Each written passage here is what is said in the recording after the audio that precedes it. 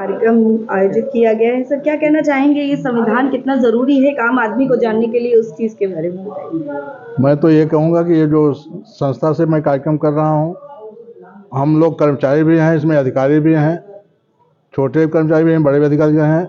हम लोगों को सिर्फ एक काम करना होता है, भारतीय संविधान का एक एक अनुच्छेद को समाज के बीच में ले जाकर वो बताना होता है, और सरकारें क्या कर रहे हैं, कितना कर रहे हैं, कितना उसको लागू कर रहे हैं, किसकी उसकी अवहेलना कर रही हैं, ये सरकारों को तय करना पड़ेगा। हमारी हमारी जो ड्यूटी है सामाजिक जागरूकता की, डॉक्टर अम्बेडकर ने भी हमसे अपेक्षा किया है कि आप पढ़े लिखे हैं, बाबा साहब बदौलत पढ़े लिखे हैं, आप नौकरी पाए हैं, बाबा साहब बदौलत नौकरी पाए हैं, आप एक अच्छा वेतन गवर्नमेंट से ले रहे हैं, बाबा साहब बदौलत ले रहे हैं।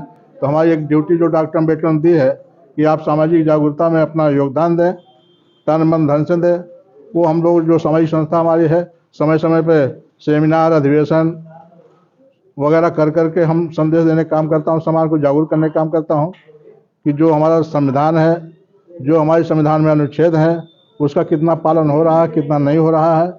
अगर नहीं हो रहा तो हम लोग क्या कर रहे हैं उस विषय पर इस जगह जगह सेमिनार करके हम लोग उसको सूचना देने का काम करते हैं। सर, आप संविधान दिवस में उस पर जो बाबा साहब डॉक्टर अम्बेडकर ने कानून बनाया है, उसके आधार पर उसके खिलाफ FIR दर्ज हुई है, वो आदमी जेल गया है। अब इससे ज़्यादा हम लोग क्या कर सकते हैं। जमानत होगी, सब बाहर है, सबके ऊपर NSA लगना चाहिए था। NSA लगना चाहिए था, बिल्कुल सही कह रहे हैं आप, लेकिन ये तो शासन प्रशासन का काम है कि NSA लगेगा नहीं लगेगा उसको निर्धारित करना है। कानून हमारा क्या करता है ये उनको पता है। सर, आपकी संस्था की तरफ से इसके लिए कुछ किया गया? नहीं, मुझे तो ये जानकारी है कि वो आदमी उनके पे धाराएं लगी थी, वो जेल गए थे, इतनी मुझे जानकारी थी। छूटने की जानकारी मुझे नहीं है। क्या संदेश देना चाह रहे हैं आज के इस दिन पर? हम तो जो हमारा जिम्मेदारी है, डॉक्टर अम्बेडकर ने जिम्मेदारी दी है समाज को जागरूक करने का, वो मैं अपना काम कर रहा हूँ।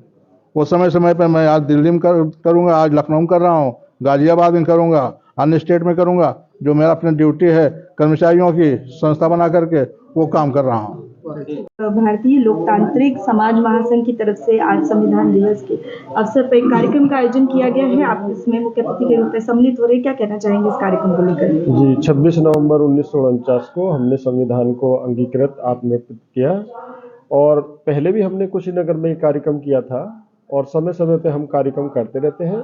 लोगों को संविधान पढ़ना चाहिए, जानना चाहिए, अपने अधिकारों को जानना चाहिए, अपने कर्तव्यों को करना चाहिए, जिससे देश और समाज आगे बढ़े।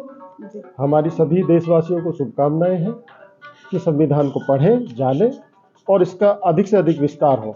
संविधान हमारा यूनिक संविधान है, विश्व का सबसे अच्छा संविधान है, और हमको इसी को लेकर चलना है। इसी से देश का और अपना कल्याण हो सकता है। आज के कार्यक्रम को लेकर आज का कार्यक्रम संविधान दिवस के उपलक्ष्य में मनाया जा रहा है। जैसा कि हम जानते हैं, हमारी सारी व्यवस्था को चलाने वाला ये संविधान है, और पर इधर ये देखा गया है कि एक तो शुरू से ही हमारे संविधान को सही रूप से लागू नहीं किया गया, जिसको लेकर डॉक्टर अम्बेडकर खुद बहुत नाराज थे, और उन्होंने एक बार स्वयं इस संविधान को जलाने की बात कह दी थी। 1953 में राज्यसभा में कही थी।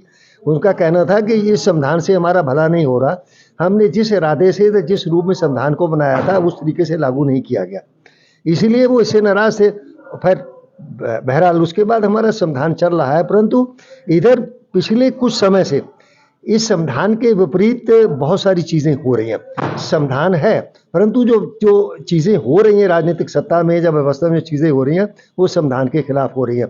हमारे जो इसकी व्यवस्था के जो 4 मुख्य स्तंभ हैं, कार्यपाल का है, न्यायपाल का है, और आपका प्रेस है, और ये जो है, इन सब में बहुत बड़ा मतलब बदलाव लाया जा रहा है। कुछ ऐसी चीज़ें ला रही हैं जो कि लोकतंत्र के खिलाफ है और आम जनता के खिलाफ है। इसीलिए ये संविधान दिवस बनाने का मुख्य मकसद ये है कि लोग अपने अधिकारों को जानें और सरकार की ड्यूटीज़ को जानें कि सरकार की क्या ड्यूटी, सरकार को क्या करना चाहिए था। जो संविधान के डायरेक्टिव प्रिंसिपल्स में कहा गया था कि सरकार इतना इतना ये करेगी, परंतु सरकार ने नहीं किया। और सरकार और हमारे फंडामेंटल राइट्स क्या है ये, परंतु इधर क्या हो रहा है आप देख रहे होंगे कि जो वर्तमान सरकार है वो अधिकारों की बात ना करके आपके कर्तव्यों पर जोर दे रही है कि हमें अपने कर्तव्य करने चाहिए, अपने अधिकारों की बात नहीं करनी। ये तो बिल्कुल संविधान के खिलाफ है।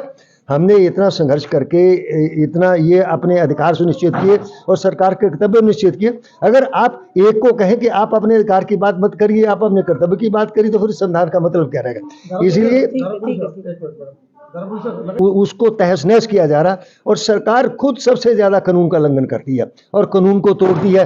फर्जी इनकाउंटर होते हैं, लोग फर्जी केस बनाए जाते हैं।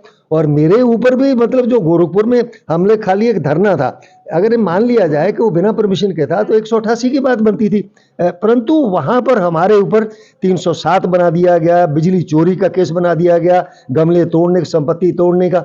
मतलब आप इससे अंदाजा लगा लीजिए, अगर आईपीएस अफसर जो कि आईजी के पद से रिटायर होता है और 32 साल नौकरी करता है, उसके साथ वर्तमान व्यवस्था ऐसा व्यवहार करती है या इस प्रकार से उसको फर्जी केस में फंसा देती है, तो आम आदमी की क्या औकात है। तो इससे हम सबको सावधान हो जाना चाहिए कि हमारे यहाँ कानून का राज जो है नष्ट होता जा रहा। कानून के सामने समानता नहीं है, एक ही अपराध के लिए अलग अलग लोगों के साथ अलग अलग तरह का व्यवहार हो रहा है। मैंने खुद देखा वहां क्योंकि उन्होंने कहा कि ये आपको एक बड़ी बात बताऊं, क्योंकि मैं तो 2 बार जेल हुआ है। एक बार CNRC में यहाँ लखनऊ से मुझे घर से गिरफ्तार किया, जबकि मेरा कोई इन्वॉल्वमेंट, मैं ऑल इंडिया पीपल्स फ्रंट का राष्ट्रीय अध्यक्ष हूँ। एक राजनीतिक पार्टी के तौर पे हमारा फर्ज है कि हम सरकार की नीतियों का विरोध करेंगे। हम विरोध कर रहे थे, परंतु उसमें भी CNRC में मुझे घर से जो है ले जाके जेल में डाला गया और 18 धाराएं लगाई गई और 3 हफ्ते मुझे लखनऊ जेल में रहना पड़ा। उसके बाद गोरखपुर में जब हम गए, वहाँ पर भूमिहीनों के लिए भूमि की मांग को लेके एक धरना चल रहा था, उसमें मैं गया, मैंने 10 मिनट भाषण दिया, उसके बाद मैं चला आया। हमारे खिलाफ 307 और बिजली एक्ट और उस संपत्ति तोड़ना, गला दबाना, ये सारी चीजें कर दी है। तो ये मैं अब अपने बारे में नहीं कह रहा, मैं इस व्यवस्था के बारे में कह रहा हूँ। ये व्यवस्था आज कितनी गिर गई है, कितनी मतलब बिगड़ चुकी है। इसलिए हम सबके लिए जरूरी है कि हम इस संविधान को जानें, क्योंकि इस व्यवस्था को चलाने वाला संविधान है।